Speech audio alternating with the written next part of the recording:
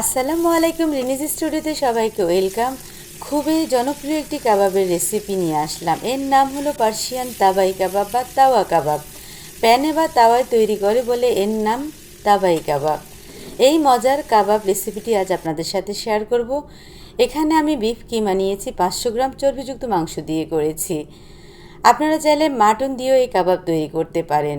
মিহি কুচি করা অনিয়ন দিচ্ছি বড় সাইজের একটা, গার্লিক পেস্ট দিচ্ছি 1 tablespoon, ginger paste 1 tablespoon, 1.5 teaspoon দিয়ে দিচ্ছি ব্ল্যাক পেপার, কিউমিন পাউডার দিচ্ছি 1 টিস্পুন, কোরিয়ান্ডার পাউডার দিচ্ছি 1 টিস্পুন।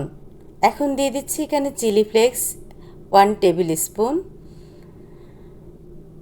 টারমারিক পাউডার দিচ্ছি 1/2 টিস্পুন, এটা কালারের জন্য দিয়েছি, আপনারা চাইলে স্কিপ করতে পারেন। টেস্ট অনুযায়ী সল্ট দিয়েছি, আমি এখানে 1 টিস্পুন দিয়েছি। লেমন জুস দিয়ে দিচ্ছি 1 টিস্পুন। এখন এখানে দিয়ে দিব একটা ডিম। এবার দিয়ে দিব এখানে ময়দা 2 টেবিল স্পুন।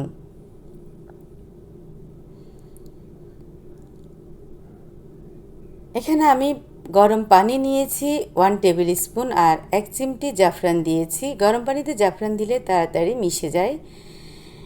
এবার একটা চামচ দিয়ে এগুলোকে মিশিয়ে কিমার মাঝে দিয়ে দিব। এই কাবাবে জাফরানটা ইউজ করা হয়, এতে ফ্লেভারটা ভালো আসে, টেস্টও ভালো হয়। এবার হাতে সব মশলা কিমার সাথে মাখিয়ে নিব। এখানে একটা মশলা দিতে আমি ভুলে গিয়েছি, আপনারা শুরুতে মশলাটা দিয়ে দিবেন। গরম মশলা দিয়েছি এখানে 1.5 টিস্পুন। খুব ভালো করে এবার মাখিয়ে নিচ্ছি।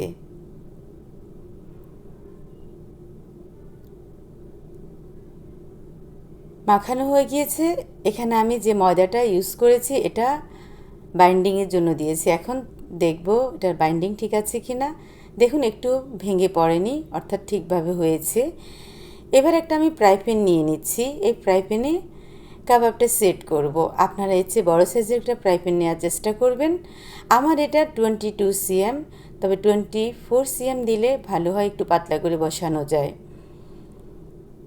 এবার হাতে এটাকে আমি সমান করে গোল করে দিব, একদম রুটির মতো করে। আর সব দিক যেন সমান হয়, কোথাও মোটা বা পাতলা যেন না হয়, সেদিকে অবশ্যই খেয়াল রাখবেন।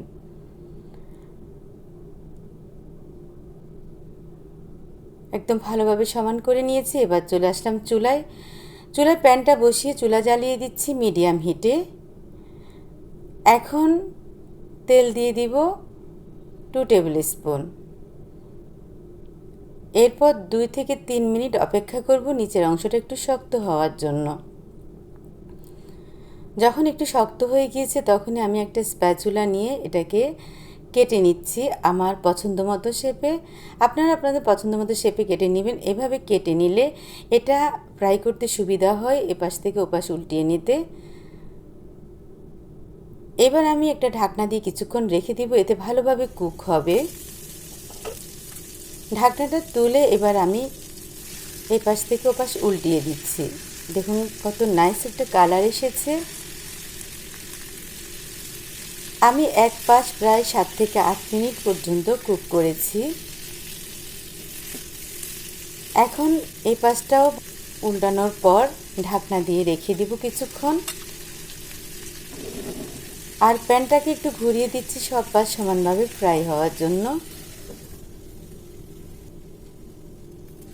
কিছুক্ষণ পর ঢাকনা তুলে নিয়েছি, প্রায় 7-8 মিনিট পর্যন্ত এটা ফ্রাই হয়েছে। আরও 2-3 মিনিট একটু রেখে আমি এপাশ ওপাশ উল্টিয়ে নিয়ে নিব। এই মজার কাবাবের রেসিপিটি যদি আপনাদের ভালো লাগে একটা লাইক দিবেন, আর ভালো লাগার থেকে আমার চ্যানেলটিকে সাবস্ক্রাইব করবেন।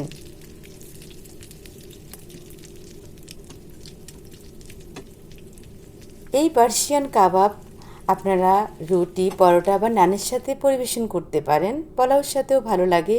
বিশেষ করে এই পার্সিয়ান কাবাব স্যাফরান রাইসের সাথে পরিবেশন করা হয়। এবার একটা ডিশের মাঝে তুলে নিচ্ছি। আর এই কাবাবটা একটু ডার্ক কালারের হয় ফ্রাই করার পর, এটা আপনারা দেখে বুঝতে পেরেছেন। তৈরি হয়ে গেল পার্সিয়ান তাবাই কাবাব। আশা করি রেসিপিটি আপনাদের ভালো লেগেছে। ভালো লাগলে অবশ্যই ট্রাই করবেন। Thanks for watching. আল্লাহ হাফেজ।